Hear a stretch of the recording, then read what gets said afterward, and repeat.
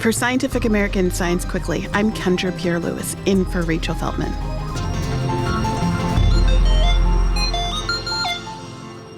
When it comes to our cultural understanding of who can be a scientist, the idea that it's largely a career for men tends to still dominate.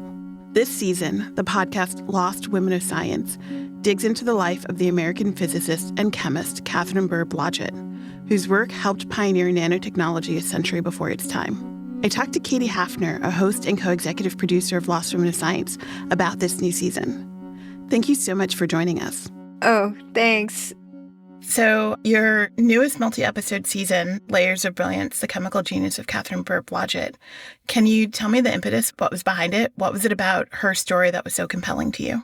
Well, actually, to be super honest about this, I was not that excited about doing a whole multi-episode season on Katharine because it takes so much time, and it's really like researching a book. It has taken us months. We've been at this for almost a year on this season. I kid you not. However, my co-executive producer, Amy Scharf, for years, ever since we started 5 years ago, has been like lobbying for Katharine Burr Blodgett. I'm like, okay, all right already. Okay, all right. I surrender.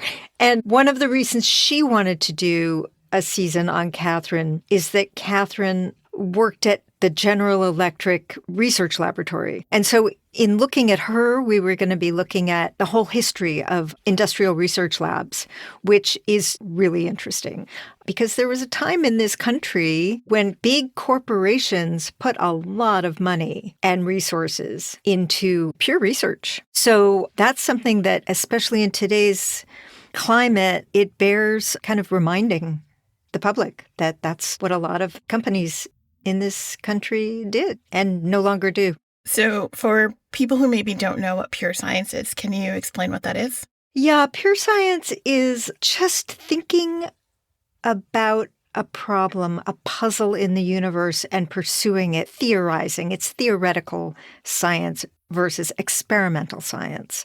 Often the two go hand in hand because someone cooks up a theory and then the experimenters come in and do the experiments to prove or disprove the theory. But it's really like fundamental questions like what are the stars made of? What causes cancer? Very pure questions that people should be free to wonder about. And what was Katharine's expertise? Oh, Katharine, don't get me started. Actually, do.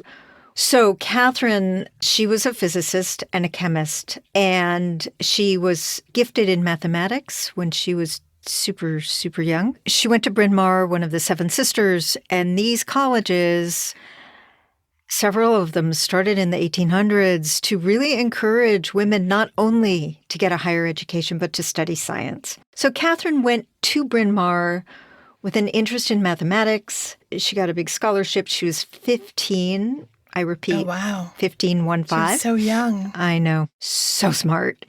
And some physics professor noticed how smart she was and really nudged her toward physics. And then she picked up a bunch of physics in college and then went to graduate school at the University of Chicago.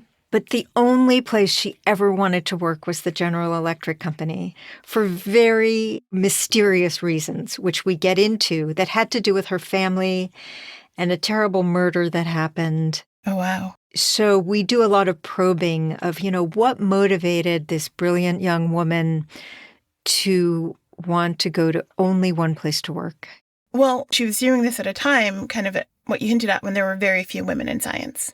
Yeah, not only were there very few women in science and even fewer in physics, but if you were a woman in science back then and you went and got a job at a university, at a corporation, you couldn't get married because if you got married, you had to quit. And we've done episodes on women who've kept their marriages secret, who've kept pregnancies secret, who've been fired when it was found out that they were married. So Katharine, She never married, which isn't to say she didn't want a life partner, because she did. And so it was tough. So she went on to get her PhD. She was the very first woman to get a PhD in physics from Cambridge University. And there's this great photograph. This was in 1926. Oh, wow. 100 years ago. Right. And happy anniversary, Katharine's PhD. And she's sitting there flanked by all these white men.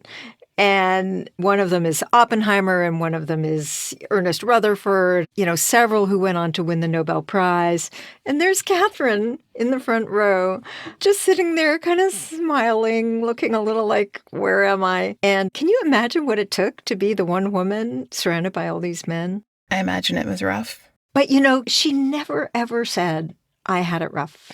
Ever. She never whined. She had it very rough for many reasons that we get into later in the season, really deeply disturbing reasons. At least she didn't complain as far as we know. She might have, complained privately to somebody.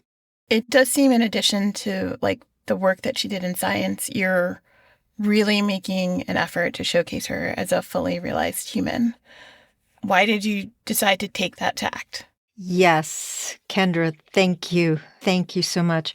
I was just thinking that last night. I was thinking, why am I killing myself here to tell the full story of this woman? I mean, we all got so attached to her on the production team. This is ridiculous, but I'm going to start to cry. The reason this mattered is that these are not cartoon characters. These are not kind of one-off people. These are not freaks. She was, in fact, as you said, a fully realized human in so many ways. She was deeply religious. There were many other aspects to her. She was an amateur actor and poet. And the science she did was unbelievably difficult to pull off. And so you'd think, oh, okay, that's what she did. She was this sort of conehead, but she was not. She was real. She loved to ski. She just had so much to her. Can you talk a little bit about the science that she was doing or that she did? Yes. One thing that we do at Lost Women of Science a lot is get angry. In fact, our mantra is, we're not mad, we're curious. Okay, we're a little mad. And we are. And then we tell the story of the woman and not of the man who either took credit when the credit should have gone to her, or the men who surrounded her, or the man who went on to get the Nobel Prize when she didn't. And I thought, let's do something different this season. Let's tell his story too. So we tell the story of Irving Langmuir, who did go on and win the Nobel Prize, who was absolutely brilliant, who was the theorist. He was the guy, getting back to your question earlier about pure research. Langmuir was the guy who was pursuing all of these really big theoretical questions. And for instance, this is what got him the Nobel Prize, and it's what Katharine got involved in, was, when you pour oil on water, how it stays there and then distributes itself in these colors. What he invented was this whole field of what's called surface chemistry, where he studied these layers of an oily substance on top of water, and he realized that they were a molecule thick. Oh, wow. And then he and Katharine went on to build these multiple layers, all of them a single molecule thick, and then they realized that they could stack them. And then what do? Well, what she then figured out and invented was she realized that when you stack them X number of layers, you get non-reflecting glass. Now, I'm looking at you right now and you've got glasses on and the light is not reflecting. Museum glass, all of this. That was Katharine had this eureka moment where she figured out that there are these surface coatings that she was putting on these layers. And once she got to 40, she held this glass up to a window, and the side that had the coating, kind of paradoxically, counterintuitively, the side that had the coating was not reflecting the light. And that was huge, huge. Yeah, it's funny because I live in New York City, and one of the big things that happens in New York City is bird strikes. And so there's a big push when you're making, tall office building to make sure that the glass has a non-reflective coating in it so that birds don't strike the building. Oh, I had no idea. Yeah, that makes a ton of sense, doesn't it? Yeah. Mm-hmm. Yeah. So a century later, almost, we're still using some of the ideas that she created, even if the coatings themselves are somewhere different. Well, not just that. I mean, everywhere, like electronics and lenses and museum glass and you name it. But also what Katharine was doing long before anyone came up with the term was nanotechnology. She was engineering molecules, not with fancy equipment. She was using this thing that was actually invented by another woman in the 1800s who was in her kitchen in Germany, Agnes. We're going to do a bonus episode on Agnes Puckles, was in her kitchen in Germany looking at the soap suds and looking at the interaction between the soap and the water. I mean, who does that? I don't know about you, but I stand in the kitchen and it's like, am I done yet? Right? So Katharine was using Agnes's trough to dip these slides in and out and in and out. And it wasn't just like dip, raise, dip, raise. You had to be really, really, really patient, very delicate. That's really cool. Why do you think it's important to center and highlight the stories of forgotten women in science? You mean aside from the fact that we're just so pissed off? Yes. Well, think about it. I mean, 50% of the population, they did amazing things and or had potential to do incredible things in science and really, really got shafted by history. And if you go back and look at all the women we've done, they are across nationalities, races, ethnicities, religions, and this kind of discrimination was absolutely rampant, and women were not thought fit to be scholars, not fit to be scientists, and were actively discouraged. And think about those who just did it anyway. So what we could do is we go back, we revisit the historical record one woman at a time, and we have a database of about 400 women at this point, all of whom deserve better. Yeah. Circling back to Katharine Burr Blodgett for a second, you said you've done almost a year's worth of research on her, and I don't want to give any spoilers away to our listeners, but was there any story or information that you stumbled across that you found really surprising or compelling that you'd want to share? I can't because it's a big reveal. But what I can say is that we stumbled on it over the summer, and the way we stumbled on it, and this is kind of a lesson in kind of perseverance in journalism and, just go around that next corner because you never know what you're going to find. We found this in a family's storage locker in New Hampshire, and otherwise we never would have found the things we found. And what I can say is that Katharine, what makes her so remarkable as a fully realized human being is how hard she worked to understand herself. And she was a scientist in her garden, she was a scientist at work, and she was a scientist of herself. That sounds really lovely. And I'm excited to listen to the season. Can you tell our listeners where they can find the season?